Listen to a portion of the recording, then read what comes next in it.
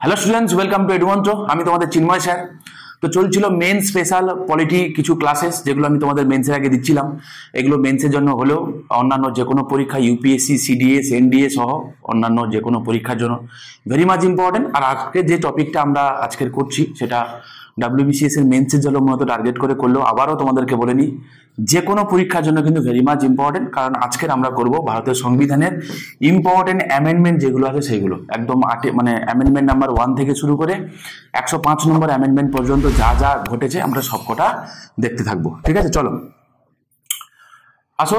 আচ্ছা, যাওয়ার আগে বলে দিই তোমাদেরকে যে মিসলেনিয়াসে 10খানা মক সেট, তো 299 তোমরা চাইলে অ্যাভেল করতে পারো। এই যে নম্বর দেওয়া আছে এখানে তোমরা যোগাযোগ করে নিতে পারো, বা 2024 সালের প্রিলিমস এবং 2024 মেন্সের দিকে টার্গেট করে, ঠিক আছে, আমাদের নতুন ব্যাচ শুরু হয়েছে। তোমরা চাইলে সেখানে এনরোল করতে পারো, এই নাম্বারে তোমরা যোগাযোগ করতে পারো। চলো শুরু করি। আচ্ছা, ফার্স্ট কনস্টিটিউশন অ্যামেন্ডমেন্ট অ্যাক্ট দিয়ে। আচ্ছা, আমি প্রথমে বলে নিই, আমি সেই জিনিসগুলো এখানে রেখেছি যেই জিনিসগুলো খুবই খুবই খুবই ইম্পর্টেন্ট, বিভিন্ন পরীক্ষায় এসেছে, প্রচন্ড রিসার্চ করেই কিন্তু আমি জিনিসগুলো রেখেছি। ঠিক আছে, তো তোমরা পুরোটা দেখবে, অবশ্যই তোমরা পুরোটা দেখবে, কারণ এখানে এমন কিছু কিছু জিনিস আছে যেগুলো আমি মুখে বলে দিলে তবে তুমি বুঝতে পারবে, বা স্ক্রিনশট নিয়ে বা এগুলো বিশেষ কিছু লাভ হবে না, যে এমনি তুমি নিতে পারো। আচ্ছা, কি আছে না, অ্যাডেড আর্টিকেল 15 ক্লজ 4।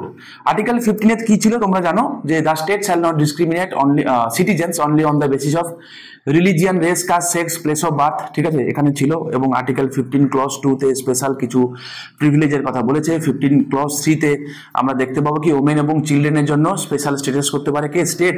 আর এই যে তিনখানা ছিল, পরবর্তীকালে 15 ক্লজ 4টা অ্যাড হলো, দিয়ে সেখানে কি বললো, সেখানে বলো যে enable the state to make special provisions for the advancement of any socially and educationally backward classes of citizens or for the scheduled caste and scheduled tribe. এটা খুব খুব খুব খুব খুব ইম্পর্টেন্ট।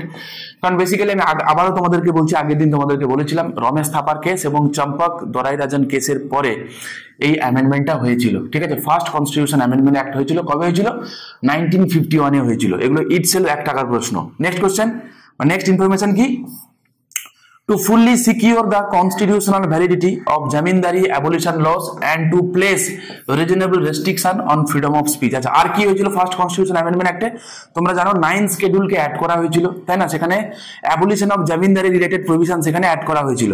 ওকে, আর কি করা হয়েছিল, ফ্রিডম অফ স্পিচের উপরে রেস্ট্রিকশন লাগু করা হয়েছিল, মাইন্ড ইট, রিজনেবল রেস্ট্রিকশন লাগু করা হয়েছিল। ঠিক আছে, তোমরা জানো আশা করি যে আর্টিকেল 19 ক্লজ 1, আর্টিকেল 19 ক্লজ 1 এর আন্ডারে দেখবো কি না, ছখানা ফান্ডামেন্টাল রাইটস আছে, ছটা আছে। তো তার clause 2, article 19 clause 2, clause 3, clause 4 এগুলোতে কি আছে না, এগুলোতে কিছু রিজনেবল রেস্ট্রিকশনস আছে, যেগুলো যে ফান্ডামেন্টাল রাইট গুলো যেগুলো আর্টিকেল 19 আছে তার প্রত্যেকটা রিজনেবল কিছু রেস্ট্রিকশনের গ্রাউন্ড আছে। তো সেরকমই কিছু গ্রাউন্ড এখানে ফার্স্ট কনস্টিটিউশন অ্যামেন্ডমেন্ট অ্যাড করে কি করা হয়েছিল, অ্যাড করা হয়েছিল। ঠিক আছে, খুব ইম্পর্টেন্ট। আর 9 শিডিউলকে কি করা হয়েছিল, অ্যাড করা হয়েছিল। ঠিক আছে, এখান থেকে ইম্পর্টেন্ট কোনটা, আর্টিকেল 15 ক্লজ 4টা অ্যাড করা হয়েছিল এবং 9 শিডিউলটা অ্যাড করা হয়েছিল। মাথায় রেখো, খুব ইম্পর্টেন্ট, যারা বড় বড় পরীক্ষা দিতে যাবে এই জাতীয় জিনিস মাথায় রেখো, কারণ তোমাদেরকে জিজ্ঞাসা করা হতে পারে। ঠিক আছে, জামিনদারির কথা। নেক্সট হলো 7th কনস্টিটিউশন অ্যামেন্ডমেন্ট অ্যাক্ট। এটা কবে হয়েছিল, 1956 হয়েছিল। কি বলছে, recognition of states on linguistic lines, abolition of class A B C D. I hope তোমরা জানো যে পার্ট 7 বলে একটা কনসেপ্ট ছিল, সেখানে 4টে ক্যাটাগরি স্টেট ছিল, এ বি সি ডি। তো সেইগুলোকে আমরা অ্যাবলিশ করে দিলাম, কারণ স্টেট রিঅর্গানাইজেশন অ্যাক্ট আমরা নিয়েছিলাম, স্টেট রিঅর্গানাইজেশন অ্যাক্ট নিয়েছিলাম কবে, 1956 এ। দেখো 7th কনস্টিটিউশন অ্যামেন্ডমেন্ট অ্যাক্ট। ঠিক আছে, দিয়ে আমরা কি করলাম না, পার্ট 7কে ডিলিট করেছি। আচ্ছা, একটা কথা তোমাদেরকে বলে নিই, পার্ট 7 ডিলিট মানে হচ্ছে পার্ট 7 এর যে প্রভিশনটা, সেই প্রভিশনটা ডিলিট হয়েছে। ঠিক আছে, পার্ট 7টা কিন্তু আজও এক্সিস্ট করে। ঠিক আছে, দেখবে পার্ট 7 ব্যাকে লেখা থাকে কি, ডিলিটেড বা রিপিল বলে। তাহলে provision of the part 7 deleted, part 7টা কিন্তু আছে। নিয়ার ফিউচারে যদি কখনো এরকম হয় যে কোনো নতুন কোনো কনস্টিটিউশন অ্যামেন্ডমেন্ট হলো, যেখানে যদি কিছু অ্যাড করার হয়, তো সেখানে অ্যাড করা হতে পারে। ঠিক আছে, আর কি বললো না, establishment of common high court for 2 or more state. মাথায় রাখো, খুব ইম্পর্টেন্ট, কারণ আমরা জানি যে প্রত্যেকটা রাজ্যের জন্য একটা করে হাইকোর্ট থাকবে, এটা বলা হয়েছিল। কিন্তু 7th কনস্টিটিউশন অ্যামেন্ডমেন্ট অ্যাক্ট করে কি করা হলো, যে 2 or more স্টেটের জন্য কমন হাইকোর্ট থাকতে পারে। ঠিক আছে, তোমরা আমাকে কমেন্ট করে জানিও যে আমাদের ওয়েস্ট বেঙ্গল ছাড়া আর কি কি এরকম আছে যাদের 2 or more কিন্তু কি আছে, জুরিডিকশন আছে। ঠিক আছে, হাইকোর্টের আর্টিকেল 350A অ্যাডেড, ভয়ঙ্কর লেভেলের ইম্পর্টেন্ট, ভয়ঙ্কর ইম্পর্টেন্ট। আর্টিকেল 350A অ্যাডেড কি বলেছে না, facilities for instruction in mother tongue at primary stage. তো বলছে প্রাইমারিতে যখন প্রাইমারি স্টেজ যখন পড়াশোনা করা হবে তো সেখানে কি আর মাদার টাং এর মাধ্যমে পড়ানো হবে। তো মাইন্ড ইট, এটা কিন্তু সবার জন্য নয়, এটা শুধুমাত্র লিঙ্গুইস্টিক মাইনরিটি যারা তাদের জন্য অ্যাপ্লিকেবল। কি বললাম, যারা লিঙ্গুইস্টিক মাইনরিটি তাদের জন্য অ্যাপ্লিকেবল, সবার জন্য নয়। আর আর্টিকেল 350B এটাও অ্যাড করা হয়েছিল, কি বলা হয়েছিল, special officer for linguistic minority. খুব ইম্পর্টেন্ট, এদের আর্টিকেল গুলো ইম্পর্টেন্ট। দেখো অ্যামেন্ডমেন্ট আমরা পড়ছি ঠিক কথা, কিন্তু প্যারালালি আমরা আর্টিকেল গুলো যেগুলো সেগুলোও কিন্তু আমরা পড়ে নিচ্ছি। ঠিক আছে, মাথায় রেখো। Appointment of same person as a governor for 2 or more state, তাহলে এটাও খুব ইম্পর্টেন্ট। আমরা জানি প্রত্যেকটা রাজ্যে একজন করে গভর্নর থাকবে, কিন্তু through 7th constitution amendment act কি করা হলো যে একজন ব্যক্তি সে 2 or more স্টেটে কি থাকতে পারে না, গভর্নর থাকতে পারে। ঠিক আছে, তো মাথায় রেখো এগুলো। নেক্সট চলো 7th কনস্টিটিউশন অ্যামেন্ডমেন্ট অ্যাক্ট, যেটা 1960-তে হয়েছে, রিসেন্টলি আবার নিউজে এসে বেরুবাড়ি এলাকায়। তোমরা জানো যে যেহেতু বাংলাদেশ এখন অশান্ত অবস্থায় আছে, তো সেই জায়গায় আবার লোকজন জড়ো হচ্ছে যারা ইন্ডিয়াতে আসতে চাইছে এরকম। কি বলছে, facilitate the cession of Indian territory of Berubari union to Pakistan as per Indo Pak agreement 1958। ঠিক আছে, তো এটা এক্সচেঞ্জ অফ এনক্লেভ বলে একটা প্রস্তাব হয়েছিল। ঠিক আছে, নূরের সাথে হয়েছিল তৎকালীন সময় পাকিস্তানের যিনি প্রধানমন্ত্রী ছিলেন, আর আমাদের জওহরলাল নেহরুর সাথে হয়েছিল এটা এগ্রিমেন্টটা। ঠিক আছে, তো মাথায় রেখো 9th constitution amendment act related to Berubari union, বাস যথেষ্ট। নেক্সট আছে 11th কনস্টিটিউশন অ্যামেন্ডমেন্ট অ্যাক্ট, যেটা হয়েছিল 1961-এ। কি বলেছে মাথায় রাখবে, election of president or vice president can not be challenged on the ground of any vacancy in the appropriate electoral college. কতটা ইম্পর্টেন্ট বলে বোঝাতে পারবো না, কতটা ইম্পর্টেন্ট জিনিসটা। কি বলেছে বলতো, বেসিক্যালি প্রেসিডেন্ট এবং ভাইস প্রেসিডেন্টের ইলেকশনে ভোট কারা দেয়। ঠিক আছে, প্রেসিডেন্ট প্লাস ভাইস প্রেসিডেন্টের ইলেকশনে ভোট কারা দেয়। তোমরা জানো যে প্রেসিডেন্টের ইলেকশনে ভোট কারা দেয়, elected member of, elected MP বলা ভালো, elected member of both the houses of parliament. ঠিক আছে, তাহলে elected MP plus elected MLA only. কারণ মাথায় রেখো এমএলসি ভোট দিতে পারে না। ঠিক আছে, মানে লেজিসলেটিভ কাউন্সিলের মেম্বাররা তারা ভোট দিতে পারে না। তারা কারা ভোট দিতে পারে না, ইলেক্টেড এমপি মানে বোথ হাউসের এমপি এবং ইলেক্টেড এমএলএরা ভোট দিতে পারে। এবং ইউনিয়ন টেরিটরি যাদের লেজিসলেটিভ অ্যাসেম্বলি আছে তাদেরও তো ইলেক্টেড এমএলএরা ভোট দিতে পারে, গল্প শেষ। ঠিক আছে, মাথায় রেখো, পরীক্ষায় কাজে লাগবে। ধরো যদি এরকম হয়, আচ্ছা চলো নেক্সট, ভাইস প্রেসিডেন্টের ইলেকশনে ভোট কারা দেয়, সেটা both houses of the parliament. ঠিক আছে, শুধুমাত্র both houses of the parliament, Lok Sabha এবং রাজ্যসভার যত এমপি আছে শুধুমাত্র তারা ভোট দিতে পারে, বাকিরা কেউ নয়। এবারে বলেছে যে প্রেসিডেন্ট এবং ভাইস প্রেসিডেন্টের ইলেকশনে দেখা গেল যে কোনো একটা রাজ্যে রাজ্য বিধানসভার নির্বাচন তখন হয়নি, খালি আছে, ধরে নাও খালি আছে।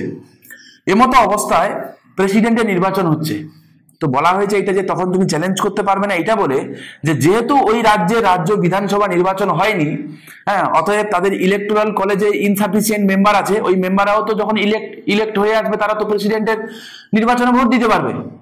তাহলে বলছে কি এই মতো অবস্থায় চ্যালেঞ্জ করা যাবে না, যে বলতে পারবে না যে প্রেসিডেন্টের নির্বাচনের সময় তার ইলেকটোরাল কলেজে কি আছে না, তার ইলেকটোরাল কলেজে কোন রকম কোনো ভ্যাকেন্সি আছে, এই বলে তুমি তার প্রেসিডেন্টের ভোটকে আটকে রাখা যাবে না।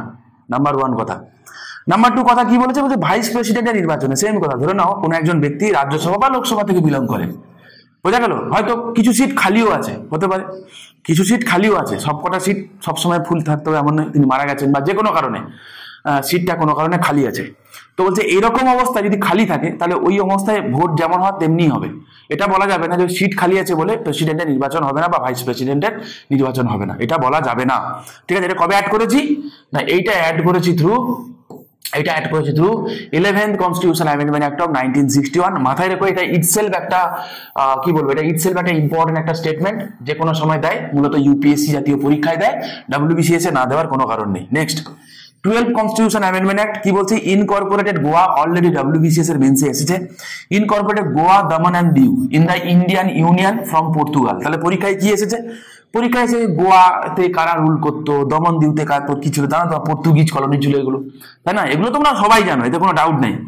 তো এবারে কি বলছে, গোয়া পরবর্তীকালে গোয়া কি হয়েছে না, গোয়া স্টেটহুডের মর্যাদা পায়। কবে পায় না, সেটা পায় 56 কনস্টিটিউশন অ্যামেন্ডমেন্ট অ্যাক্ট অফ 1987। কিন্তু মাথায় রাখো, গোয়াকে আমরা ইনকর্পোরেট করেছিলাম কিন্তু কবে, 1962 দিয়ে, 12 কনস্টিটিউশন অ্যামেন্ডমেন্ট অ্যাক্ট দিয়ে।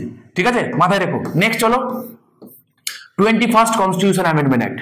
তো 21st কনস্টিটিউশন অ্যামেন্ডমেন্ট একটা মানে একটা ইতিহাস তৈরি হয়েছিল কি না, 8 স্কেডিউলে, ঠিক আছে, 8 স্কেডিউলে কতগুলো ল্যাঙ্গুয়েজ ছিল ইনিশিয়ালি না, 8 স্কেডিউলে ইনিশিয়ালি 14খানা ল্যাঙ্গুয়েজ ছিল। এটাও 1 টাকার প্রশ্ন, এনিডে জিজ্ঞাসা করতে পারে যে অরিজিনালি 8 স্কেডিউলে কতগুলো ল্যাঙ্গুয়েজ ছিল, তুমি বলবে 14খানা ল্যাঙ্গুয়েজ ছিল। এবারে পরবর্তীকালে 3খানা অ্যামেন্ডমেন্ট হয়, যেখানে এই নাম্বার অফ ল্যাঙ্গুয়েজের সংখ্যা বাড়ানো হয়েছে বা বেড়ে গেছে। এগুলো কি না, সবকটা অফিসিয়াল ল্যাঙ্গুয়েজ, সবকটা কি না অফিসিয়াল ল্যাঙ্গুয়েজ, মাইন্ড ইট। ঠিক আছে, অফিসিয়াল ল্যাঙ্গুয়েজেস। এবারে 21st কনস্টিটিউশন অ্যামেন্ডমেন্ট একটা কি করা না, সিন্ধ্রিকে অ্যাড করা হয়। Sindhi was as 15th language under 8th schedule. বোঝা গেল? এবার তোমাদের মনে রাখার জন্য একটা ছোট্ট কথা বলি, মাথায় রাখবে বাবা, এই ল্যাঙ্গুয়েজ রিলেটেড যে 3খানা অ্যামেন্ডমেন্ট হয়েছে, একটা হচ্ছে 21st কনস্টিটিউশন অ্যামেন্ডমেন্ট অ্যাক্ট, একটা হচ্ছে 71st কনস্টিটিউশন অ্যামেন্ডমেন্ট অ্যাক্ট, আর একটা হচ্ছে 92nd কনস্টিটিউশন অ্যামেন্ডমেন্ট অ্যাক্ট। মজার কথা কি জানো, যে 21 এবং 71 যোগ করলে হয় 92।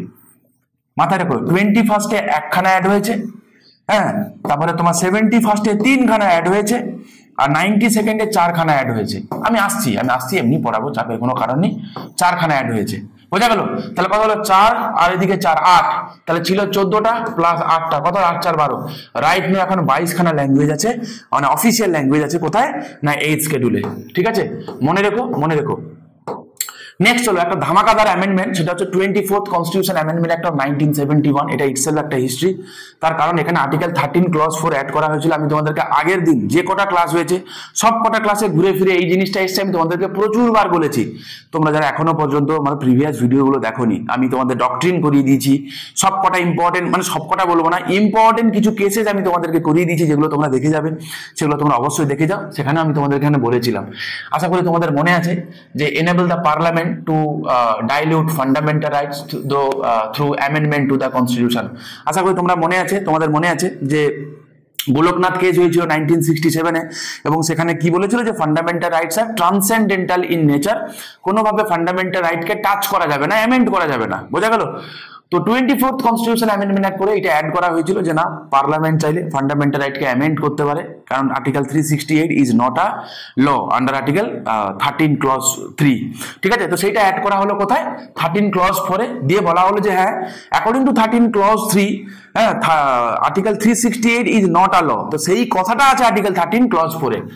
Okay, it was made compulsory for the president to give consent to the constitution amendment bill। তোমরা জানো যে কনস্টিটিউশন অ্যামেন্ডমেন্ট বিল যে কোনো হাউসে উঠতে পারে।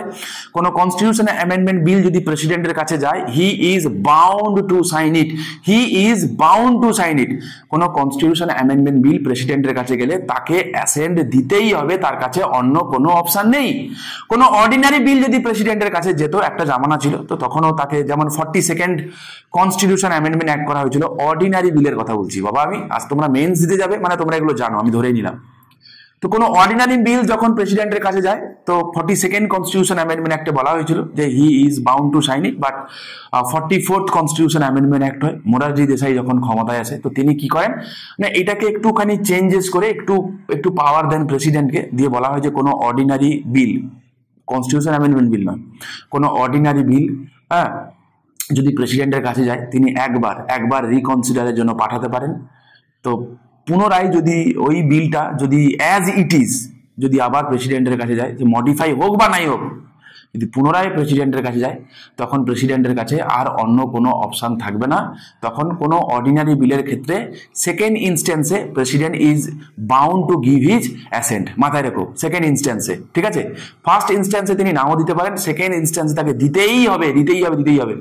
বাট কোনো কনস্টিটিউশন অ্যামেন্ডমেন্ট বিল যদি তার কাছে যায়, ফার্স্ট ইনস্ট্যান্সেই তিনি কিন্তু কি করবেন, তিনি অ্যাসেন্ট দেবেন। মাথায় রেখো, the term power was added to article 368। আমি তোমাদের আগেও প্রচুরবার বলেছি, হ্যাঁ, আমার আগের ভিডিওগুলো আবারও বলছি, আগের ভিডিওগুলো তোমরা দেখে নাও, বেনিফিটেড হবে। ঠিক আছে, চলো নেক্সট কি বলছে, 25th কনস্টিটিউশন অ্যামেন্ডমেন্ট অ্যাক্ট 1971, এটাও তোমরা জানো আশা করি, যে গোলকনাথ কেসের পরে যে দুখানা ইম্পর্টেন্ট অ্যামেন্ডমেন্ট হয়েছিল তাদের মধ্যে একটা ছিল 24th কনস্টিটিউশন অ্যামেন্ডমেন্ট অ্যাক্ট, একটা হচ্ছে 25th কনস্টিটিউশন অ্যামেন্ডমেন্ট অ্যাক্ট। কি বলেছে না, cartel right to property, cartel বলেছে বাবা, মাইন্ড ইট, কার্টেল বলেছে, রাইট টু প্রপার্টি ডিলিট করে দেয়নি, বোঝা গেল? কার্টেল মানে কি, খর্ব করা, কেড়ে নেওয়া। তো রাইট টু প্রপার্টিকে এখানে কার্টেল করা হয়েছিল, ভালো কথা, কোনো অসুবিধা নেই। এই জন্যই তো বলা হয়েছিল, বলছে any law made to effect to DPSP under article 39B or 39C can not be challenged, যে এটা ভায়োলেশন করছে আর্টিকেল 14, 19, 31, কারণ আর্টিকেল 31 তখন রাইট টু প্রপার্টি ছিল, মাথায় রেখো। আর article 19 clause 1 sub clause F এর রাইট টু প্রপার্টি ছিল, এই দুটো জায়গায় ছিল, বোঝা গেল? পরবর্তীকালে তোমরা জানো আশা করি যে 44th কনস্টিটিউশন অ্যামেন্ডমেন্ট অ্যাক্ট হয়, হ্যাঁ, দিয়ে কি করা হয় না, article 19 clause 1 sub clause F ব্যাকে লেখাতে হবে রিপিল, মানে তুলে দেওয়া হয়, এবং আর্টিকেল 31 কি আছে, রিপিল তুলে দেওয়া হয়, বোঝা গেল? 44 এইটা এখন কোথায় আছে না, এখন আছে রাইট টু প্রপার্টি আছে 300 এতে পার্ট 12 এ, ঠিক আছে, পার্ট 10, 11, 12 পার্ট 12 এ আছে। Now it's a legal right, it's a legal right. সব কটা মাথায় রাখো, পরীক্ষায় এইগুলোই পরীক্ষায় আসবে অ্যাজ ইট ইজ, ঠিক আছে? চলো নেক্সট দেখো, 26 কনস্টিটিউশন অ্যামেন্ডমেন্ট অ্যাক্ট, এটা খুব ইম্পর্টেন্ট, কারণ অ্যাবলিশন অফ প্রিভি পার্সের কথা বলা হয়েছে। বেসিক্যালি তৎকালীন সময় যে সমস্ত প্রিন্সলি স্টেট যেগুলো ছিল, তাদের যারা রাজবাড়া যারা ছিল না, তাদেরকে একটা মাসোহারা প্রদান দেওয়া হতো, ঠিক আছে? তো সেই মাসোহারাটাকে কি করা হলো না, বন্ধ করে দেওয়া হলো, ঠিক আছে? এটাকেই বলা হয় অ্যাবলিশন অফ প্রিভি পার্স। কবে করা যায়? 26 কনস্টিটিউশন অ্যামেন্ডমেন্ট অ্যাক্ট করে, খুব important. 31st constitution amendment act, এটা কি করা হয়েছিল না, লোকসভার যে সিট এই সংখ্যা 525 থেকে বাড়িয়ে 545 করা হয়েছে। তো এখনো পর্যন্ত তাই আছে। তো দেখা যাক 2026 সালে গিয়ে সেটা আমরা আবার রিভাইজ করার কথা, যদি হয় রিসেন্ট যা হবে আমি তোমাদেরকে জানিয়ে দেবো। 36 কনস্টিটিউশন অ্যামেন্ডমেন্ট অ্যাক্ট কি বলছে, রিমুভ আর্টিকেল 2A, প্রসঙ্গক্রমে তোমাদের বলে নি, তোমরা হয়তো অনেকে মেবি হয়তো জানো, ডেফিনেটলি জানো, আমি একটু জাস্ট তোমাদের রিভাইজ করিয়ে দিই। আর্টিকেল 2A এটা অ্যাড করা হয়েছিল through 35th constitution amendment act, বোঝা গেল? কবে হয়েছিল? এটা 1974 হয়েছিল। কি বলা হয়েছিল না, বলা হয়েছিল সিকিম অ্যাজ অ্যাসোসিয়েট স্টেট, বোঝা গেল? সিকিমকে কি বলা হয়েছিল? অ্যাসোসিয়েট স্টেটের কথা বলা হয়েছিল। আর কি করা হয়েছিল না, অ্যাডেড 10 শিডিউল, একদমই ঠিক শুনছো, অ্যাডেড 10 শিডিউল, ঠিক আছে? দিয়ে কি করা হলো না, সিকিম যে অ্যাসোসিয়েট স্টেট তার জন্য 10 শিডিউলটা বানানো হয়েছিল অরিজিনালি, মাইন্ড ইট বাবা। বেশিরভাগ তোমরা হয়তো মেবি নাও জানতে পারো, বা জেনে থাকলে ভালো, রিভাইজ করে নাও, ঠিক আছে? 10 শিডিউলকে অ্যাড করা হয়েছিল। পরবর্তীকালে রিয়েলাইজ করা হয় যে অ্যাসোসিয়েট স্টেট বলে কোনো কনসেপ্ট আমাদের সংবিধানে নেই, বোঝা গেল? তাই তখন পরের বছর 36 কনস্টিটিউশন অ্যামেন্ডমেন্ট অ্যাক্ট করা হয়। দিয়ে কি করা হয়, সিকিমকে ফুল ফ্লেজ স্টেট দেওয়া হয়। তাই সিকিম ছাড়া অন্য কোনো জায়গায় কোনো স্টেটের আগে কখনো এই টার্মটা তোমরা পেয়েছো যে উমুক স্টেটকে কবে ফুল ফ্লেজ স্টেটের মর্যাদা দেওয়া হয়েছিল? পাও না, কারণ এটা সিকিমের সঙ্গেই ঘটেছিল একমাত্র। এই কারণেই ইউনিক, এই কারণেই পরীক্ষায় আসে, ঠিক আছে? আর ফুল ফ্লেজ যদি না দিয়ে যদি কোনদিন পরীক্ষায় দেয় যে সিকিমকে কবে অ্যাসোসিয়েট স্টেটের মর্যাদা দেওয়া হয়েছিল, তাই না, মুখস্থ করে যারা যাও তো পড়বে না, আধা বুঝবে, দিয়ে আবার ওই 36 মেরে আসবে, একদমই করো না। সিকিমকে অ্যাসোসিয়েট স্টেটের মর্যাদা দেওয়া হয়েছিল 35th কনস্টিটিউশন অ্যামেন্ডমেন্ট অ্যাক্টে। সিকিমকে ফুল ফ্লেজ স্টেটের মর্যাদা দেওয়া হয়েছিল কবে? 36 কনস্টিটিউশন অ্যামেন্ডমেন্ট অ্যাক্টে, যেটা হয়েছিল 1975-এ, বোঝা গেল? যেহেতু ফুল ফ্লেজ স্টেটের মর্যাদা দিয়ে দেওয়া হলো, তাই এই 35th কনস্টিটিউশন অ্যামেন্ডমেন্ট অ্যাক্টে যে 2A আর্টিকেল ক্রিয়েট করা হয়েছিল, যে সিকিম একটা অ্যাসোসিয়েট স্টেট, সেটা রিপিল হয়ে গেল। তাই এখনো পর্যন্ত তোমরা পড়তে গিয়ে দেখবে আর্টিকেল 2A এটা এক্সিস্ট করে, কিন্তু ব্র্যাকেটে লেখা থাকে রিপিল বলে, ঠিক আছে? আর 10 শিডিউল যেটা বানানো হয়েছিল সেটাও কি হয়ে গেল? রিপিল হয়ে গেল, বোঝা গেল? কবে রিপিল হয়ে গেল? 1975-এ। 1975-এ 10 শিডিউল কি হয়ে গেল? রিপিল হয়ে গেল। তাহলে তোমাদেরকে আবারও বলছি, কোনো অ্যামেন্ডমেন্ট করে কোনো আর্টিকেল হোক, কোনো পার্ট হোক, কোনো শিডিউল হোক, যদি একবার তৈরি হয়ে যায় না, সংবিধান থেকে সেগুলো মোছা যায় না, সেইগুলো থাকে। তার প্রভিশন গুলোকে কি করা যায়? মুছে দেওয়া যায়, অল্টার করা যায়, যা করা যায়, বোঝা গেল?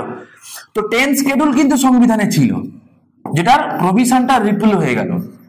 পরবর্তীকালে যখন অ্যান্টি ডিফেকশন বানানো হয়, that is 52nd constitution amendment act of 1985, Rajiv গান্ধীর সময় 10 বছর পরে তখন কি করা হয়, অ্যান্টি ডিফেকশনকে ওই যে 10 শিডিউল যেটা ফাঁকা পড়েছিল সেখানে ঢুকিয়ে দেওয়া হয়। তাই পরীক্ষায় এখন জানতে চাওয়া হয় যে 10 শিডিউলে কি আছে, তো আমরা অ্যান্টি ডিফেকশন বলি। যদি তোমাকে কখনো জিজ্ঞাসা করে না অরিজিনালি 10 শিডিউলে কি ছিল, অরিজিনালি কি ছিল, তাহলে সেদিন আর ভুল করেও অ্যান্টি ডিফেকশন মেরে এসো না। অরিজিনালি 10 শিডিউলে ছিল প্রভিশন রিলেটেড টু সিকিম। ঠিক আছে, মাথায় রেখো। আমার বলার কথা বললাম, আমি জানি তোমরা হয়তো বেশিরভাগ কেউ দেখবেও না, না দেখবে মেরে কো কেয়া। ঠিক আছে, তো আমি তোমাদেরকে বলে দিলাম, বলার কথা বললাম, তোমরা শুনবে, যারা শুনে গেলে পরীক্ষায় এলে তোমরা অবশ্যই পারবে। দেখে যাও, এগুলো কাজের কথা বলছি। হ্যাঁ চলো, তা ঠিক আছে, তাহলে সিকিমকে ফুল ফ্লেজ শিডিউলের মর্যাদা দিলাম, তাহলে কবে? Through 36 constitution amendment act. ঠিক আছে, নেক্সট চলো 38 কনস্টিটিউশন অ্যামেন্ডমেন্ট অ্যাক্ট, খুব ইম্পর্টেন্ট। দেখো যখন বাবা তোমরা এমার্জেন্সির কথা পড়বে না, এমার্জেন্সি রিলেটেড যখন পড়বে তখন 3খানা অ্যামেন্ডমেন্ট প্যারালালি পড়বে, একসাথে পড়বে, নাহলে মাথায় ঢুকবে না। কি কি? একটা হচ্ছে 38 কনস্টিটিউশন অ্যামেন্ডমেন্ট অ্যাক্ট, একটা হচ্ছে 42nd কনস্টিটিউশন অ্যামেন্ডমেন্ট অ্যাক্ট, একটা হচ্ছে 44th কনস্টিটিউশন অ্যামেন্ডমেন্ট অ্যাক্ট। যখনই তোমরা এমার্জেন্সি পড়বে এই 3খানা অ্যামেন্ডমেন্ট অবশ্যই পড়বে, এবং এই 3খানা অ্যামেন্ডমেন্টের এমার্জেন্সি রিলেটেড প্রভিশনের কি চেঞ্জেস হয়েছে সেটা অবশ্যই তোমরা পড়বে। ঠিক আছে, চলো আমি প্রথমে আগে এটা বুঝিয়ে দিই, তারপরে আমি আসছি।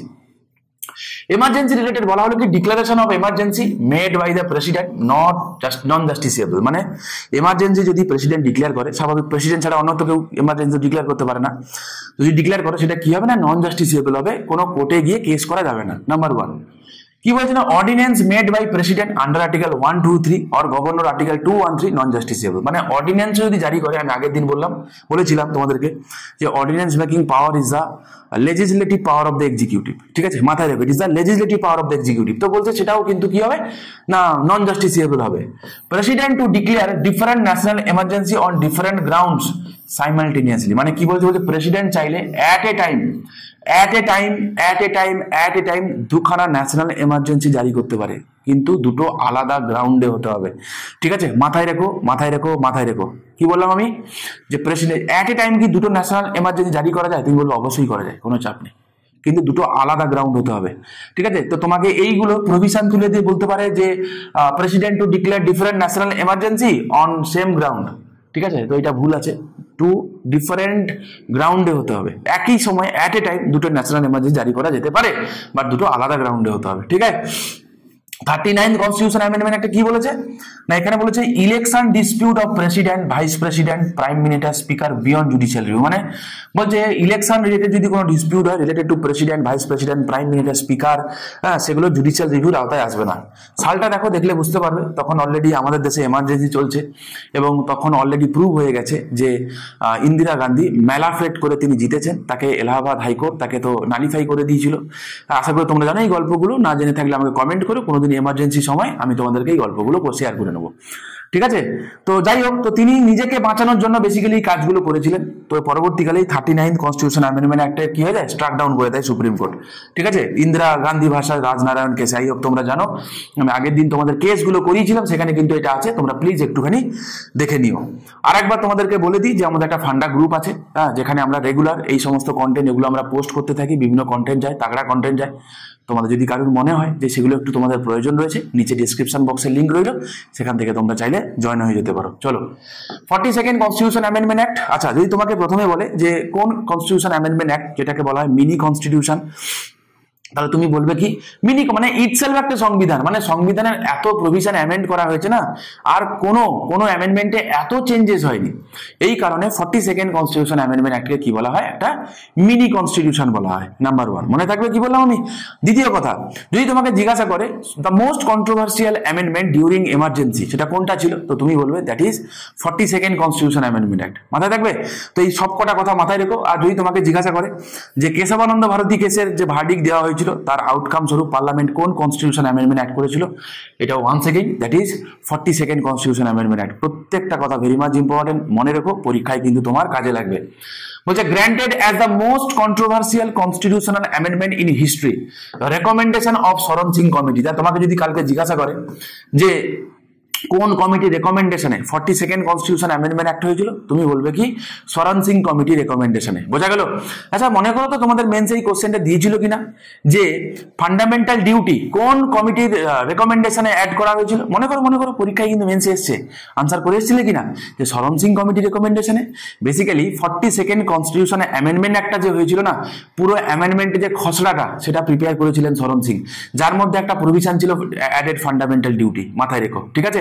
তোমাদেরকে ব্রডার সেন্সটা আমি বলে দিলাম, তার মধ্যে একটা অ্যাপ্লাইড সেন্স হচ্ছে ফান্ডামেন্টাল ডিউটি, খুবই ছোট। ওকে, তো এটাকে মিনি কনস্টিটিউশন বলা হয়। Pass during internal emergency by Indira Gandhi, article 30। আচ্ছা যদি তোমাকে বলে যে এখানে কোন কোন আর্টিকেল গুলোকে অ্যাড করা হয়েছিল ডিপিএসপির, এগুলো পরীক্ষায় কিন্তু আসে বাবা, আসে বলেই তোমাদেরকে আমি করাচ্ছি, সময় নষ্ট করার মতো সময় আমার নেই, বুঝেছো? তো বলছে article 39A, 43A, 48A, 39F, এই চারখানা আর্টিকেল রিলেটেড টু ডিপিএসপি, এইগুলো কি হয়েছিল না, এগুলো অ্যাড করা হয়েছিল। WBCS এর প্রিভিয়াস ইয়ারের কোশ্চেন এনি ডে জিজ্ঞাসা করতে পারে তোমাকে আবারও। কি কি হয়েছিল তাহলে? দেখো 43A, 48A, 39 F এবং 39 A, তিনখানা এ আর একটা এফ, ঠিক আছে? মাথায় রেখো এগুলো কিন্তু আর্টিকেল আর এইটা কিন্তু ক্লজ। আর একবার বলে দি বাবা, ভুলিও না, এইগুলো কিন্তু আর্টিকেল, তিনটে আর্টিকেল আর এটা ক্লজ। ক্লজ কি করে বুঝবো কোনটা আর্টিকেল কোনটা ক্লজ? আর্টিকেল গুলোকে ডিনোট করা হয় বড় মানে ক্যাপ দিয়ে, ক্যাপিটাল লেটার দিয়ে ডিনোট করা হয়, আর ক্লজ গুলোকে ছোট হাতের দিয়ে, ঠিক আছে? স্মল স্মল দিয়ে আমরা ইউজ করি, আমি নয়, এটা সংবিধানে আছে, একটু দেখে নিও, ঠিক আছে? তাহলে কি বললাম, তিনটে আর্টিকেল আর একটা 39 এর একটা ক্লজ অ্যাড করা হয়, ঠিক আছে? 39A to provide free and legal assistance to the poor and to promote equal justice. তো মাইন্ড ইট বাবা, খুব ইম্পর্টেন্ট যে ফ্রি লিগাল এইড কাদেরকে দেওয়া হবে না, পুয়ারকে দেওয়া হবে, পুয়ারকে দেওয়া হবে, গরিবকে, সবাইকে নয়, ঠিক আছে? 43A তে কি বলেছে? To ensure worker participation in industry management, ঠিক আছে? Participation of workers in management of industry. I hope তোমরা এই লাইনটার সঙ্গে হয়তো পরিচিত বেশি। 48A তে কি বলেছে? To safeguard forest and wildlife and to protect and improve the environment, ঠিক আছে? তো এই তিনখানা জিনিস অ্যাড করা হয়েছিল। আর 39 এর ক্লজ এফ অ্যাড করা হয়েছিল, সেখানে বলেছিল কি to ensure opportunities for the healthy development of children. তো বলছে যারা চিলড্রেন যারা আছে তাদের হেলদি ডেভেলপমেন্টের জন্য তাদেরকে অপরচুনিটি দেওয়া হবে, ঠিক আছে? তো এই চারটে জিনিস তো অ্যাড করা হয়েছিল কোথায়? ডিপিএসপির আন্ডারে। এছাড়া ফান্ডামেন্টাল ডিউটি অ্যাড করা হয়েছিল, তোমরা প্রত্যেকে জানো। এছাড়া কি করা হয়েছিল না, প্রিয়াম্বেল আজ পর্যন্ত একবার অ্যামেন্ড করা হয়েছে, এটা মাথায় রেখো, প্রিয়াম্বেল আজ পর্যন্ত একবারই অ্যামেন্ড করা হয়েছে, that is 42nd constitution amendment অ্যাক্টে, এবং সেখানে বলা হয়েছিল কি সোশ্যালিস্ট, সেকুলার এবং ইন্টিগ্রিটি, এই তিনটে ওয়ার্ড অ্যাড করা হয়েছিল। ওকে, ফান্ডামেন্টাল ডিউটি অ্যাড করা হয়েছিল, মানে পার্ট 4A অ্যাড করা হয়েছিল, মানে আর্টিকেল 51A অ্যাড করা হয়েছিল। ইনিশিয়ালি 10খানা ফান্ডামেন্টাল ডিউটি ছিল, আপ টু ABCDEFGHIJ জে পর্যন্ত ছিল। কে মানে কে মানে কত? কে মানে 11, মানে 11th ডিউটি হিসাবে অ্যাড করেছি কবে আমরা? 86 constitution amendment act of 2002, mind it, ঠিক আছে? নেক্সট কি বলছে? Made constitutional amendment beyond judicial review. I hope তোমরা জানো, তোমাদের আশা করি মনে আছে, আমি লাস্ট দিন তোমাদেরকে করিয়েছিলাম, লাস্ট দিন যারা তোমরা রেগুলার লেকচার গুলো দেখছো তারা অবশ্যই বুঝতে পারবে। আর্টিকেল 368 এর ক্লজ 5 ক্লজ 6 করা হয়েছিল এই 42nd কনস্টিটিউশন অ্যামেন্ডমেন্ট অ্যাক্টে, সেখানেই বলা হয়েছিল president bound by advice of cabinet. বলা হয়েছিল যে তার কাছে যে কোনো অর্ডিনারি বিল যদি যায়, এটাই সেটা, যে he is bound to sign it, বলা হয়েছিল এটা। আচ্ছা, ট্রাইব্যুনাল অ্যাড করা হয়েছিল, মানে পার্ট 14A অ্যাড করা হয়েছিল, মানে আর্টিকেল 323 এর A তে অ্যাড করা হয়েছিল। আর একটা ট্রাইব্যুনাল হয়, ট্রাইব্যুনাল ফর আদার পারপাসেস, এটা হচ্ছে অ্যাডমিনিস্ট্রেটিভ ট্রাইব্যুনাল। আর একটা ট্রাইব্যুনাল ফর আদার পারপাসেস, সেটা আছে আর্টিকেল 323B তে আছে, হ্যাঁ, ট্রাইব্যুনাল ফর আদার পারপাসেস, মাথায় রেখো। আর কি বলা হলো? Laws made for implementation of DPSP can not be declare invalid on ground of violation of some fundamental right, ঠিক আছে? মাথায় রেখো কি বলা হলো, যে যদি কোনো ল আমরা বানাই যেটা ডিপিএসপি কে ইমপ্লিমেন্ট করার জন্য বানিয়েছি, কেন কি ব্যাপার, আবারও বলছি বাবা, এইগুলো বুঝতে গেলে কেসগুলো প্লিজ দেখে নাও, প্লিজ বলছি তোমাদের দেখে নাও, নাহলে এগুলো কিছুটা তোমাদের হয়তো এদিক ওদিক হয়ে যেতে পারে, ঠিক আছে? যদি বুঝতে পারো তো খুবই ভালো, ওয়েল এন্ড গুড, ভালো কথা। ওকে, আর কি বলা হলো? National emergency any part of India. দেখো তো বাবা, 38 কনস্টিটিউশন অ্যামেন্ডমেন্ট অ্যাক্টে কি বলেছিল? 38-এ বলেছিল যে অ্যাট এ টাইম দুটো ন্যাশনাল এমার্জেন্সি জারি করা যেতে পারে, কিন্তু 42nd কনস্টিটিউশন অ্যামেন্ডমেন্ট অ্যাক্টে গিয়ে কি বললো না, 42nd কনস্টিটিউশন অ্যামেন্ডমেন্ট বললো, দেখো বলছে ন্যাশনাল এমার্জেন্সিকে either entire territory of India or any part of it, বোঝা গেল? Or any part of it, এটা করা হলো কবে? 42nd constitution amendment অ্যাক্টে। আচ্ছা, 5খানা সাবজেক্ট ম্যাটার যেটা আমরা স্টেট লিস্ট থেকে কনকারেন্ট লিস্টে এনেছি, তার মধ্যে 3টে ইম্পর্টেন্ট, 3টে মাথায় রেখো। হ্যাঁ, মানে 2খানা ইম্পর্টেন্ট, সরি, দুটোই মাথায় রেখো। একটা হচ্ছে এডুকেশন, একটা হচ্ছে ফরেস্ট। পরীক্ষা এই দুটোই আসবে। Okay, creation of all India judicial service, all India judicial service তৈরি হয়েছিল, মাথায় রেখো। আর কি বলেছিল? President must give his assent ordinary bill also. Okay, next চলো দেখি। নেক্সট হচ্ছে 44th কনস্টিটিউশন অ্যামেন্ডমেন্ট অ্যাক্ট। কি করা হয়েছিল? না, এটা করা হয়েছিল, একাধিক প্রভিশন এখানে অ্যাডেড করা হয়েছিল। চলো একটা একটা করে পড়ি। প্রথমে আসো এমার্জেন্সি রিলেটেড জিনিস। করা হলো কি? Replace internal disturbance by armed rebellion. I hope তোমরা জানো যে আর্টিকেল 352 তে ন্যাশনাল এমার্জেন্সি ডিক্লেয়ার করা 3টে গ্রাউন্ড ছিল। একটা ছিল ওয়ার, একটা ছিল কি এক্সটার্নাল অ্যাগ্রেশন, একটা ছিল আর্মড রিবেলিয়ন। এখন আছে, আগে ছিল এর জায়গায় ইন্টারনাল ডিস্টারবেন্স। কেন চেঞ্জেস করলাম ইন্টারনাল ডিস্টারবেন্স টার্মটা? কারণ দ্য টার্ম ইন্টারনাল ডিস্টারবেন্স এর মানে যে অ্যাকচুয়ালি কি না, এটা সংবিধানের কোথাও ডিফাইন করা ছিল না। এর মানে কি, এর মিনিং কি, এটা সংবিধানের কোথাও ডিফাইন করা ছিল না। যেহেতু কোনো জায়গায় ডিফাইন করা ছিল না, তাই এইটাকে নিয়ে ইন্দিরা গান্ধী কি করেছিল? মিসইউজ করেছিল। যেই কারণে এই ইন্টারনাল ডিস্টারবেন্স টার্মটাকে তুলে দিয়ে তার জায়গায় আর্মড রিবেলিয়ন কথাটাকে কি করা হয়? না, অ্যাড করা হয়। মাথায় রেখো, নাম্বার 1। নাম্বার 2 কি বলেছে? না, president can declare national emergency. একটা কথা বলা হলো যে আগে প্রেসিডেন্ট ডিক্লেয়ার করতে পারতো ন্যাশনাল এমার্জেন্সি, সেটা বললেই হয়ে যেত, কিন্তু কোনো রিটিন কোনো রেকমেন্ডেশন লাগতো না। এইবারে বলা হলো যে না, এরকম করলে হবে না। প্রেসিডেন্ট যে ন্যাশনাল এমার্জেন্সি ডিক্লেয়ার করবে সেটা অবশ্যই with the advice of cabinet, mind it. কিন্তু সেই অ্যাডভাইস হতে হবে রিটেন অ্যাডভাইস। কি বললাম? সেই অ্যাডভাইস হতে হবে রিটেন অ্যাডভাইস। এবং এই কথাটা আছে কোথায় বাবা? এই কথাটা আছে আর্টিকেল 352 ক্লজ 3 তে। হ্যাঁ, এবং বিশ্বাস করো, একটা কথা তোমাদেরকে বলি যে ইন্ডিয়া হচ্ছে parliamentary form of government, India হচ্ছে ক্যাবিনেট ফর্ম অফ গভর্নমেন্ট। এই কথাগুলো আমরা তো বলি তো। কিন্তু the term cabinet nowhere mentioned in the constitution before 1978. কি বললাম? 1978 সালের আগে দ্য টার্ম ক্যাবিনেট সংবিধানে কোথাও মেনশন করা ছিল না। আর্টিকেল 74 ছিল কাউন্সিল অফ মিনিস্টারের কথা, আর্টিকেল 75 তাদের অ্যাপয়েন্টমেন্টের কথা ছিল, প্রাইম মিনিস্টার এবং কাউন্সিল অফ মিনিস্টারদের কথা ছিল, তাদের রেসপন্সিবিলিটির কথা ছিল, সেইগুলোর স্যালারি অ্যালাউন্সের কথা ছিল। আর্টিকেল 78 ছিল প্রাইম মিনিস্টার এবং প্রেসিডেন্টের তাদের যে অ্যাডভাইস রিলেটেড জুরিডিকশন, সেই কথাগুলো আছে। কিন্তু ক্যাবিনেট কথাটা কিন্তু মিসিং ছিল। বুঝা গেল? সেই ক্যাবিনেট কথাটা, দ্য টার্ম ক্যাবিনেট কোথায় আছে? না, সেই কথাটা আছে আর্টিকেল 352 ক্লজ 3 তে। ঠিক আছে, এই একটি জায়গাতে আমরা এই ক্যাবিনেট কথাটা পাবো, ভারতের সংবিধানে কোথাও পাবো না। মাথায় রেখো, ঠিক আছে? চলো, আর কি বলা হলো? আর বলা হলো যে আমরা এখনো বলি না ডিউরিং ন্যাশনাল এমার্জেন্সি আর্টিকেল 20 এবং আর্টিকেল 21 সাসপেন্ড হবে না। এটা অরিজিনালি ছিল না, এটা করা হয়েছে through 44th constitution amendment act. কি বলা হলো? না, আর্টিকেল 20 এবং article 21 can not B suspended during national emergency. Mind it বাবা, ঠিক আছে? আই হোপ তোমরা জানো 20 এবং 21 কি আছে না আছে। ওকে, নেক্সট, অ্যামেন্ডমেন্ট পাসড আফটার। এবার চলো ফিরে আসি। আর কি বলা হলো বলো তো? Amendment passed after revocation of internal emergency in the country. ঠিক আছে, তো কারণ এটা যখন হয়েছিল, অ্যামেন্ডমেন্টটা হয়েছিল আফটার ইন্টারনাল এমার্জেন্সি হয়ে যাওয়ার পরে, স্বাভাবিক, কারণ তখন অলরেডি পালা বদল হয়ে গেছে, কংগ্রেস গভর্নমেন্ট চলে গেছে, তার জায়গায় এসে মোরারজি দেশাই ক্ষমতায় এসছে। ঠিক আছে, জনতা গভর্নমেন্ট ক্ষমতায় এসছে। কি করা হলো? না, article 19 clause 1 sub clause F, that is right to property, was omitted and 300A was added। ঠিক আছে, তো 44th কনস্টিটিউশন অ্যামেন্ডমেন্ট অ্যাড করে আমরা কি করলাম? না, article 19 clause 1 sub clause F এ যে রাইট টু প্রপার্টি ছিল, এবং 31 এ অ্যাজ ওয়েল অ্যাজ 31, দেখবে 31 রিপিল আছে। ঠিক আছে, যে এই দুটো জায়গাতে রাইট টু প্রপার্টি ছিল, এই দুটোকে আমরা কি করলাম? এই দুটোকে জায়গা থেকে আমরা সরিয়ে দিই, সেটাকে আমরা 300A তে অ্যাড করলাম।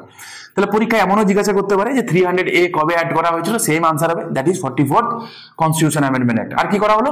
এইটা বাবা খুব ইম্পর্টেন্ট, কারণ তৎকালীন সময় যারা কিনা ফ্রিডম অফ প্রেসে যারা কাজ করতো, তারা ট্রু রিপোর্ট পাবলিশ করে তাদেরকে অ্যারেস্ট করে দেওয়া হতো। এখনো ঘটনাগুলো ঘটে, খুবই আনকমন কিছু নয়। আমরা দেখি যে ভালো কিছু বলতে গেলে যেগুলো কিনা সরকারের এগেনস্টে যায়, তাদেরকে ধরে কি করা হয়? তাদেরকে মেরে ফেলা হয়, না তাহলে তাদেরকে জেলে পাঠিয়ে দেওয়া হয়। ঠিক আছে, তখনও এই ঘটনাগুলো ঘটতো, নতুন কিছু না। ঠিক আছে, কি বলেছে যেখানে বলা হয়েছিল, এক সেকেন্ড, কি হলো রে, ধরো, হ্যাঁ, কি বলা হয়েছিল? বলেছে no person shall be liable to any proceedings civil বা criminal in any court in respect of publication in a newspaper of a substantially true report of any proceedings of either house of parliament or legislative assembly। তো বলছে parliament হোক বা legislative assembly হোক যেখানে হোক, যদি কোনো ট্রু রিপোর্ট যদি পাবলিশ হয় তাহলে ওই ব্যক্তি যিনি পাবলিশ করেছেন, ঠিক আছে, ওই রিপোর্টারের বিরুদ্ধে কোনো সিভিল কিংবা ক্রিমিনাল প্রসিডিংস করা যাবে না। ঠিক আছে, মাথায় রেখে, এটা খুব ইম্পর্টেন্ট। যতটুকু আমার স্মরণে আছে 2015 সালের মেন্সে কোশ্চেনটা এসেছিল। আর কি বলেছে? বলছে empower the president to send back once the advice of cabinet. এটাকে আমি বলেছিলাম যে এটা এখনো পর্যন্ত আছে, অবশ্যই এটা অর্ডিনারি বিলের ক্ষেত্রে প্রযোজ্য। বোঝা গেল? এটা অর্ডিনারি বিলের ক্ষেত্রে কোনো অর্ডিনারি বিল প্রেসিডেন্টের কাছে গেলে তিনি একবার। আর এটাকেই বলা হয় সাসপেন্সিভ ভেটো। এটাকেই কি বলা হয় বাবা? এই প্রসিডিওরটাকেই বলা হয় সাসপেন্সিভ ভেটো। মাথায় রেখো। মানি বিল কি প্রেসিডেন্ট ফেরত দিতে পারে? তোমরা তো জানো বাবা, অবশ্যই পারে না। তাহলে রিগার্ডিং মানি বিল প্রেসিডেন্টের রিমেনিং ভেটো থাকলেও যে ভেটোটা নেই সেটা হচ্ছে সাসপেন্সিভ ভেটো নেই।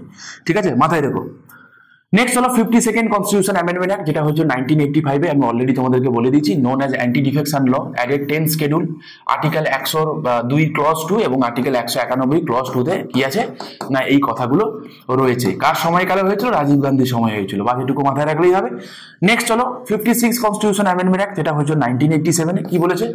The transition provision to enable formation state of Goa, তোমরা জানো গোয়াকে স্টেটহুডের মর্যাদা দেওয়া হয়েছিল। গোয়াতে যে স্টেট লেজিসলেচার আছে এই কারণেই আছে, that is 56 constitution amendment act. ঠিক আছে, নেক্সট 58 কনস্টিটিউশন অ্যামেন্ডমেন্ট অ্যাক্ট, খুব important, authoritative text of the constitution in Hindi language. 59th constitution amendment act, এটা কবে হয়েছিল না বলছে কি extension of president rule in Punjab up to 3 years. দেখো তোমরা জানো যে স্টেট এমার্জেন্সি 1 বছরের পরে জেনারেলি একটানা 3 বছর জারি করা যায়, কোনো চাপ নেই। 6 মাস করে 3 বছর, কিন্তু তার বেশি নয়। কিন্তু হ্যাঁ, 1 বছর হয়ে যাওয়ার পরে তারপরে আমরা দেখবো যে এখানে কি জারি করার মতো কন্ডিশন আছে কিনা। অনেক ইলেকশন কমিশনের রিপোর্ট লাগে, একাধিক প্রভিশন সেক্ষেত্রে দেখা হয়। তো এইটা মাথায় রেখো। আমি এক প্রভিশন গুলো বলছি না, অ্যামেন্ডমেন্টটা মাথায় রেখো যে 59 constitution amendment related to extension of president rule in Punjab. Same কথা আরো আছে, সম্ভবত 67 এবং 68 কনস্টিটিউশন অ্যামেন্ডমেন্ট অ্যাক্টও কিন্তু এই পাঞ্জাবের প্রেসিডেন্ট রুল রিলেটেডই। ঠিক আছে, একটু মনে রেখো এগুলো পরীক্ষায় কিন্তু অলরেডি ডাব্লিউবিসিএস মেন্সে এসছে বাবা। 61st কনস্টিটিউশন অ্যামেন্ডমেন্ট অ্যাক্ট, খুব সেলিব্রিটি কোশ্চেন। কিছু কোশ্চেন থাকে না যেগুলো সেলিব্রিটি কোশ্চেন, মোটামুটি নিয়ার অ্যাবাউট প্রত্যেকটা পরীক্ষায় আছে। এটা তাদের মধ্যে এটা একটা, যে ভোটিং এজ রিডিউস ফ্রম 21 থেকে 18, এবং এই কারণে কি হয়েছিল না ভোটদানের যে বয়সটা যেহেতু কমে গেছিল, তো ইলেকশন কমিশনের উপরে প্রেসার বেড়ে গেছিল। তো এই কারণে কি হয়েছিল, আর এটাও হয়েছিল কিন্তু রাজীব গান্ধীর সময়কালে, এবং সেই কারণে যে ইলেকশন কমিশনের যে স্ট্রেংথ সেটা আগে ছিল একটা সিঙ্গেল মেম্বার বডি, তো এইখানে এসে মাল্টি মেম্বার বডি করা হয়েছিল। নেক্সট হলো 65th কনস্টিটিউশন অ্যামেন্ডমেন্ট অ্যাক্ট, যেটা হচ্ছে 1990-তে। বলা হলো কি যে multi member of national commission for scheduled caste and National Commission for Scheduled Tribe instead of Special Officer for Scheduled Caste and Scheduled Tribe। আচ্ছা বুঝিয়ে দিই তোমাদেরকে। অরিজিনালি না, এই যে এখন যে আমরা বলি national commission for scheduled caste and scheduled tribe আলাদা আছে, অরিজিনালি তাকে আমরা ডাকতাম কি বলে বলতো? Special officer for scheduled caste and scheduled tribe বলে ডাকতাম। 65th কনস্টিটিউশন অ্যামেন্ডমেন্ট অ্যাক্টে কি করা হলো? দুটো বডি বানানো হলো, কি national commission for SC and ST under article 338। মাথায় থাকবে কি বললাম? National commission for SC and ST, এবং সেটা বানানো হলো একটা মাল্টি মেম্বার বডি বানানো হলো। বাস এইটুকুনি তুমি মাথায় রেখে দিও। পরবর্তীকালে দেখবো কি যে এটা বাইফার্কেট হয়ে যাবে। বাইফার্কেট হয়ে গিয়ে ন্যাশনাল কমিশন ফর এসসি আলাদা হয়ে যাবে, ন্যাশনাল কমিশন ফর এসটি আলাদা হয়ে যাবে। ন্যাশনাল কমিশন ফর এসসি যেটার জন্য আর্টিকেল 338 থাকবে, national commission for ST article 338A, এরপরে আর্টিকেল 338B, এরকম করে আছে। আমরা national commission for backward class আমরা পড়বো। 69th কনস্টিটিউশন অ্যামেন্ডমেন্ট অ্যাক্ট, যেটা হচ্ছে 1991-এ। কি করলাম আমরা না ইনসার্টের আর্টিকেল 239AA, দেখে রেখো বাবা, article 239AA which is related to Delhi. ঠিক আছে, এবং 239AB এটা দিল্লি এবং পন্ডিচেরি দুটোর জন্য অ্যাপ্লিকেবল হবে। Provide for the legislative assembly and council of ministers for national capital territory of Delhi. তো বলা হয়, কখনো জিজ্ঞাসা করা হয় যে দিল্লিকে কবে ন্যাশনাল ক্যাপিটাল টেরিটরি ডিক্লেয়ার করা হয়েছিল, বা দিল্লি এনসিআর বলা হয়, ন্যাশনাল ক্যাপিটাল রিজিয়ন। ঠিক আছে, কবে ডিক্লেয়ার করা হয়েছিল? সেটা হচ্ছে through 69th constitution amendment act করে করা হয়েছিল। ঠিক আছে, দিল্লিকে এটা বলা হয় যে দিল্লি ইউনিয়ন টেরিটরি থাকবে, কোনো চাপ নেই। নেক্সট চলো 71st কনস্টিটিউশন অ্যামেন্ডমেন্ট অ্যাক্ট, একটু আগে তোমাকে বলেছিলাম আমি 21st 71st যোগ করলে হয় 92nd, মনে আছে? তার মানে এই তিনটে রিলেটেড টু 8 শিডিউল, ঠিক আছে? 71st কি বলেছে? 3 মোর ল্যাঙ্গুয়েজ ইনক্লুডেড আন্ডার 8 শিডিউল, সেটা হচ্ছে কোঙ্কনি, মণিপুরি এবং নেপালি, যতটুকু আমার স্মরণে পড়ে।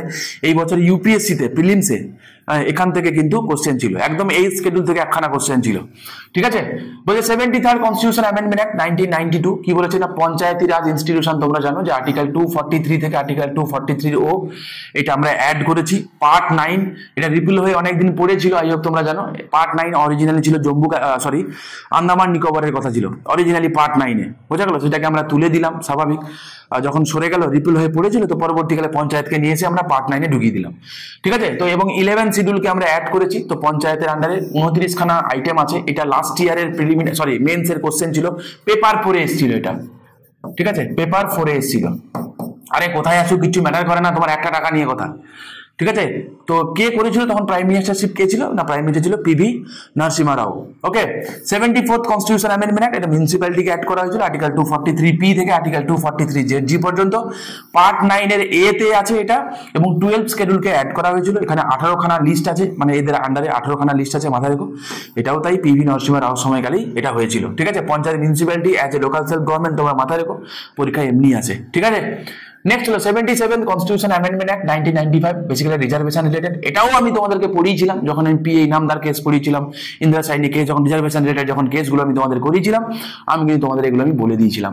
আবারও তোমাদেরকে রিকোয়েস্ট করে বলবো, বাবা প্রিভিয়াস যে ভিডিওগুলো যেগুলো আমি কেস এবং তোমাদেরকে ডক্ট্রিনগুলো যেগুলো করিয়েছি, একবার দেখে নাও, একবারটি দেখে নাও। তোমরা যারা মেন্স দিতে যাবে WBCS এর, প্রিলিমিনারি পাস করে তো লাভ নেই বাবা, ফাইনালি তোমাকে তো মেন্সটা দিতে হবে। প্রিলি পাস করে তুমি কি করবে বলো তো?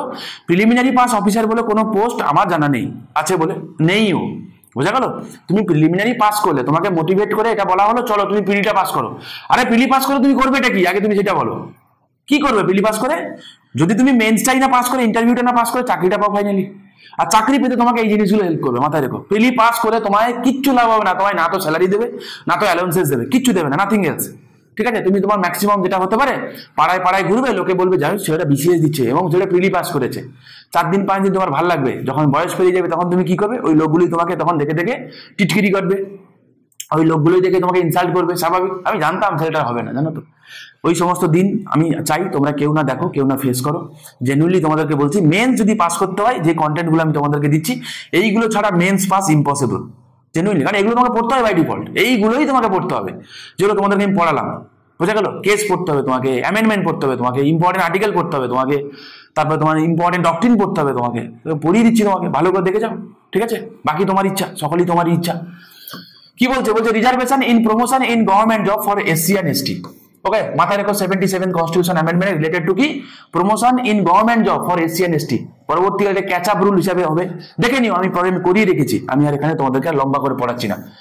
80th কনস্টিটিউশন অ্যামেন্ডমেন্ট অ্যাক্ট, যেটা হচ্ছে 2000 সালে, আর্টিকেল 272 কে রিমুভ করা হয়েছিল। আচ্ছা, এটা কেন রেখেছি? এই কারণে, পরীক্ষায় একবার এসেছিল, which of the following article removed. কি করে বুঝবে তুমি যদি না পড়ে থাকো?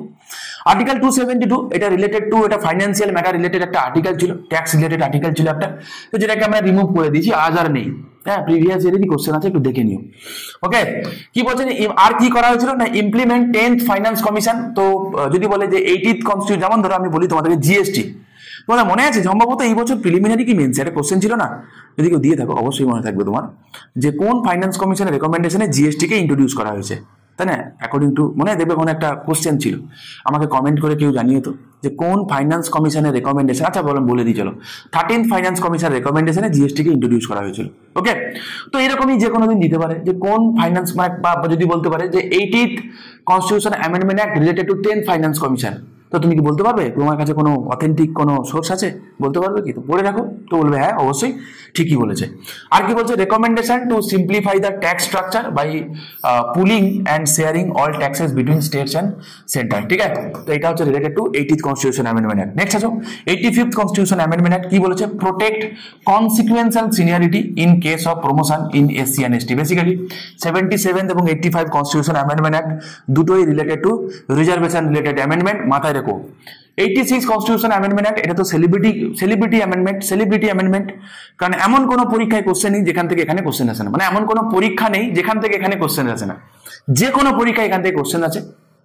তোমাদের আমি এর আগে বহুবার বলে দিয়েছি এবং ছক করেও বলে দিয়েছি যে হচ্ছে রিলেটেড টু আর্টিকেল 45, আর্টিকেল তোমাদের 21A।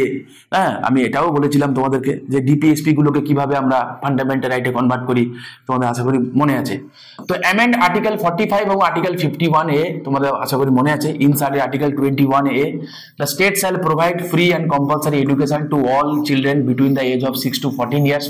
হ্যাঁ, মাথায় রেখো বাবা, এটা অনেকে তোমরা ভুল করে আপ টু 6 ইয়ার্স করে এসো, ঠিক আছে? করো না বাবা, যেটা নেই কেন করবে, ঠিকটা শেখো, ঠিক আছে? আর্টিকেল 45 কি বলছে? Early childhood care and education up to age of 6 years. মাথায় রেখো বাবা, এইটাতে অরিজিনালি এইটা ছিল, অরিজিনালি ছিল, আজ আর নেই বাবা, এই জন্যই তোমাদের ভুলটা হয়ে যায়। বোঝা গেল? আচ্ছা, নেক্সট কি বলছে? আর্টিকেল 51A কে তে বলে duty of the parent to provide opportunities for education to his child between the age of 6 to 14 years. তোমাদেরকে বলেছিলাম না বাবা যে এই রিলেটেড দুখানে কেস বলেছিলাম তোমাদের, মনে করো কি কি কেস ছিল আমি তোমাদের পড়িয়েছি, আমাকে নিচে কমেন্ট করবে। এই রিলেটেড দুখানা কেস ছিল, ঠিক আছে? এই দুখানা কেস কি কি কেস ছিল নিচে তোমরা আমাকে কমেন্ট করে জানাবে। দেখি তোমরা কজন কমেন্ট করো। 89 কনস্টিটিউশন অ্যামেন্ডমেন্ট অ্যাক্ট কি বলছে? Bifurcated national commission for SC and national commission for ST. এই যে একটু আগে বলেছিলাম তোমাদের মনে আছে, একটু আগে তোমাদেরকে বলেছিলাম, এই যে এখানে যেখানে মাল্টি মেম্বার বডি করা আছে ন্যাশনাল এসসি এবং এসটি কে, মানে 65th কনস্টিটিউশন অ্যামেন্ডমেন্ট অ্যাক্টে, সেই জিনিসটা ফিরে ফিরে এখানে হলো যে 89th কনস্টিটিউশন অ্যামেন্ডমেন্ট অ্যাক্টে কি হলো না, ফাইনালি সেপারেশন হয়ে গেল।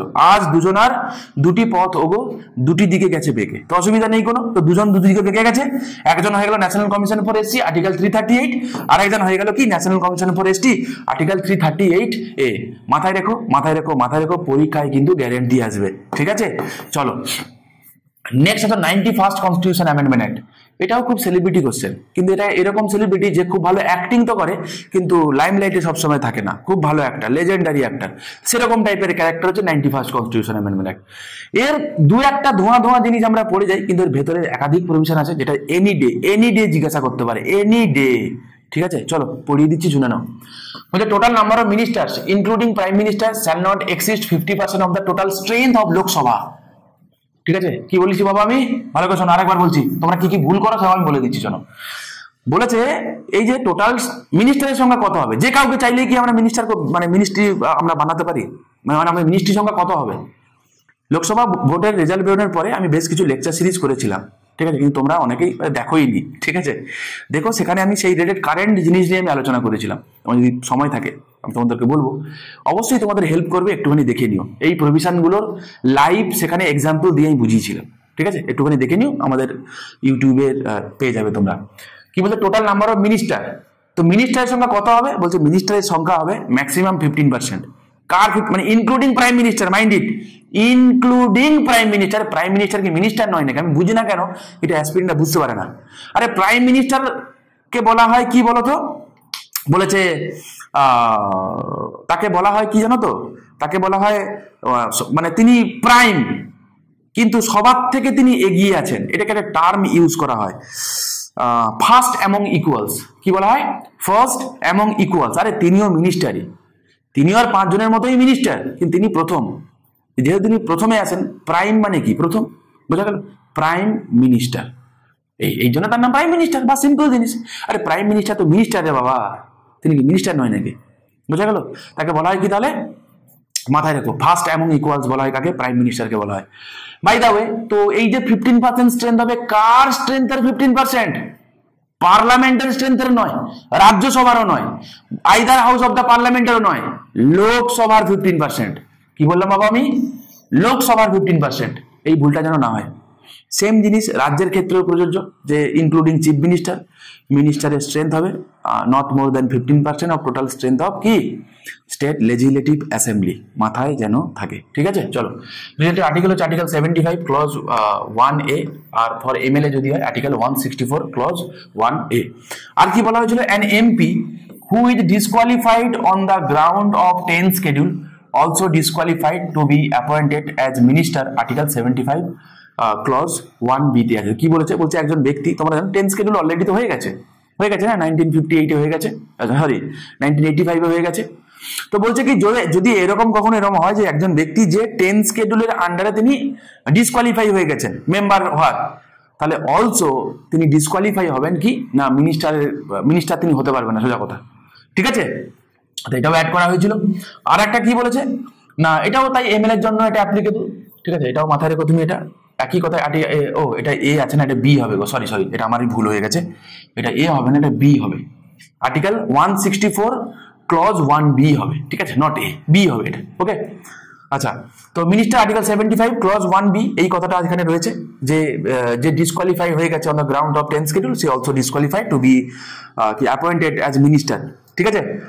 10 শিডিউলে কি আছে, disqualification in case of split by 1/3 member delete. হ্যাঁ, তো আগে একটা সময় ছিল যে 1/3 মেম্বার যদি তারা যদি ছেড়ে যদি অন্য কোনো পলিটিক্যাল পার্টিতে জয়েন করে তাহলে সেটা ডিসকোয়ালিফাই হতো। এখন বলা হলো না 1/3 নয় 2/3 হবে, ঠিক আছে। মানে বেসিক্যালি কি বললো বলতো, মানে আমি বুঝিয়ে দিই, জিনিসটা একটু ঘোরালা আছে।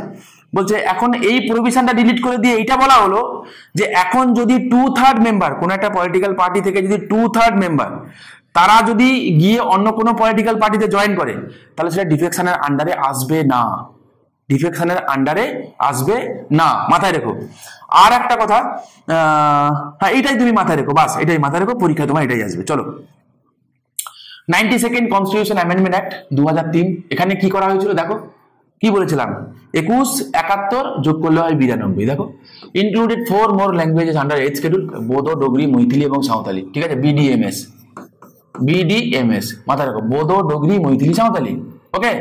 নাও দেখো না 1, 3, 4 মনে থাকে না, যে সবার প্রথমে একটা, তারপরে 3টে, তারপরে 4টে, মানে দেখো ছোট থেকে বড় হয়েছে, তাই না, তাই 21-এ একটা, তাই না, 71-এ 3টে, আর 92-তে 4টে, বাস হয়ে গেল। এই তো মোট 22খানা ল্যাঙ্গুয়েজ এখন আছে, হয়ে গেল। 93rd কনস্টিটিউশন অ্যামেন্ডমেন্ট অ্যাক্ট, এটা খুব খুব খুব খুব খুব খুব ইম্পর্টেন্ট, আর কতগুলো খুব বলবো জানি না, যেখানে আর্টিকেল 15 ক্লজ 4 অ্যাড করা হয়েছিল। আমি লাস্ট দিন তোমাদেরকে পড়িয়েছিলাম, একবার না একাধিকবার বলেছিলাম, কি বলেছিল বলতো, বলছে nothing in this article or in sub clause G of clause 1 of article 19 shall prevent the state from making any special provision by law for advancement of any socially educationally backward class of citizens or for scheduled caste or scheduled tribe related to their admission। এই অবধি common কথা, এই অবধি common কথা, মানে এই অবধি নয়, এই অবধি কমন কথা, ঠিক আছে। তো বেসিক্যালি কি বলছে, admission to educational institution including private educational institution, এটাই পরীক্ষায় আসবে। লাস্ট ইয়ারের মেন্সের কোশ্চেন, বড় কথা হচ্ছে সব থেকে টাটকা হচ্ছে এই কথাটা, এইটা লাস্ট ইয়ারের মেন্সে আসা প্রশ্ন, বোঝা গেল যে কি বলেছে, whether aided or unaided by the state, ঠিক আছে, আদার দেন মাইনরিটি এডুকেশনাল ইনস্টিটিউশন। তাহলে কি বলেছে, যে কোনো প্রাইভেট আনএইডেড ইনস্টিটিউশন যদি হয় তাহলে সেখানেও কিন্তু এসি, বিসি, এসসি, এসটিদের জন্য কি করতে হবে না, সিট রিজার্ভ থাকবে, বাস গল্পটা হচ্ছে। সেটা আর্টিকেল 19 ক্লজ 1 সাব ক্লজ জিতে যাই লেখা থাক না কেন, ঠিক আছে, যাই লেখা থাক না কেন সেটা থাকে। আমি তোমাদেরকে আগে যে কেস করিয়েছিলাম সেখানে তুমি দেখে নিও, আছে, চাপের কোনো কারণ নেই, নতুন কিছু না এটা, ওকে। নেক্সট কি বলছে, 96 কনস্টিটিউশন অ্যামেন্ডমেন্ট অ্যাক্ট, এটা কি বলেছে দেখো, আমাদের 8 শিডিউলে যে কটা ভাষা আছে, ভাষা রিলেটেড অ্যামেন্ডমেন্ট আমি বললাম তোমাদেরকে 21, 71 আর হচ্ছে 92 বলেছিলাম কিনা, যেগুলো অ্যাড করা হয়েছিল। আর কোন একটা ভাষার যে ভাষার নামটা চেঞ্জ করা হয়েছিল, এই রিলেটেড একটা অ্যামেন্ডমেন্ট হয়েছিল, সেটা হচ্ছে তোমার এই 96 কনস্টিটিউশন অ্যামেন্ডমেন্ট। সেখানে ওডিয়া, আগে আমরা ওডিয়া বলতাম, তার জায়গায় ওরিয়া কথাটা অ্যাড করা হয়েছে, ঠিক আছে। তাহলে ল্যাঙ্গুয়েজের নাম চেঞ্জ করে আগে ওডিয়া বলা হতো, এখন ওরিয়া বলা হলো, কবে 96-এ। এটাও কিন্তু প্রিভিয়াস ইয়ারেরই প্রশ্ন, যদি খুব ভুল না করে থাকি 15 কি 16 সালের মেন্সে আসা প্রশ্ন এটা, ঠিক আছে। নেক্সট 97 কনস্টিটিউশন অ্যামেন্ডমেন্ট অ্যাক্ট বলছে amended article 19 and added article 43B and part 9B, that is article 243 ZH থেকে ZT, মানে সোজা কথা কোঅপারেটিভ সোসাইটি। আর্টিকেল 43B তে অ্যাড করা হয়েছিল, তোমরা জানো ডিপিএসপি তে 7 ফান্ডামেন্টাল রাইটে আর্টিকেল 19 ক্লজ 1 সাব ক্লজ সিতেও আছে, আছে কিনা, তো সেগুলোর কথাই বলেছে এখানে, মাথায় রেখে পরীক্ষায় কিন্তু আসে বাবা। নেক্সট আসে মানে এটা অলরেডি মেন্সেও এসছে, প্রিলিমিনারিতেও এসছে। 99 কনস্টিটিউশন অ্যামেন্ডমেন্ট অ্যাক্ট, লাস্ট ইয়ারও মেন্সের কোশ্চেন ছিল এটা। Formation of national judicial appointment commission, এটাকে রিপ্লেসিং কোলাজিয়াম সিস্টেম, যদিও এটাকে নাল অ্যান্ড ভয়েড ডিক্লেয়ার করে দেওয়া হয়েছিল। তোমরা জানো যে কোলাজিয়াম সিস্টেমে কে থাকবে, chief justice of India plus 4 other senior most জাজেস, তারা কি করে না প্রেসিডেন্টকে অ্যাডভাইস দেয়, ফার্স্ট জাজ, সেকেন্ড জাজ, থার্ড জাজ, ফোর্থ জাজ, 4খানা কেস আছে, এসপি গুপ্তা কেস, তারপরে বার অ্যাসোসিয়েশন কেস, একটুখানি তোমরা দেখে নিও। আমি আবারও বলছি বাবা, এই রিলেটেড যে 4টে কেস, 4টে কেসই তোমরা দেখে নাও। কনসালটেশন করবে যে যে বলবে, তো সেটা কি শুনতে কি বাধ্য?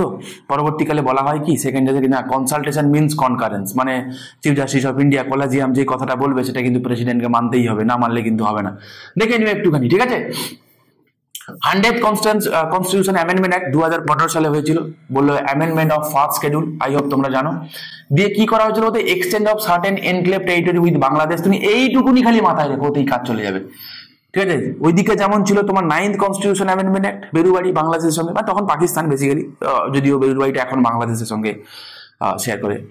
আর 100th কনস্টিটিউশন অ্যামেন্ডমেন্টও কিন্তু রিলেটেড বাংলাদেশ, তাহলে 9 আর 100 আশা করি মনে থাকবে। ওকে, 101st কনস্টিটিউশন অ্যামেন্ডমেন্ট কি বলেছে না, ইন্ট্রোডিউস জিএসটি, এটা তো একদমই আগুন রকেট। এবং বলা হয়েছে কি আর্টিকেল 246 অ্যাড করে বলা হলো কি যে এই জিএসটির উপরে ল বানাতে পারবে কে, স্টেট এবং সেন্টার। মাথায় রেখো, স্টেট এবং সেন্টার ল বানাতে পারবে আর্টিকেল 246 এ। ওয়াই 246 এ কেন অ্যাড করতে গেলাম, কারণ 246 এ 7 শিডিউলে 3খানা লিস্ট আছে, ঠিক আছে, union list, state list, concurrent list. Okay, আর 246 এ তে এটা বলা হলো যে জিএসটি রিলেটেড, জিএসটির উপরে স্টেট এবং ইউনিয়ন দুজনেই ল বানাতে পারবে। ওকে, আর কি বলা হলো, আর্টিকেল 269 এ, এখানে বলা levy and collection of GST in course of inter state trade and commerce.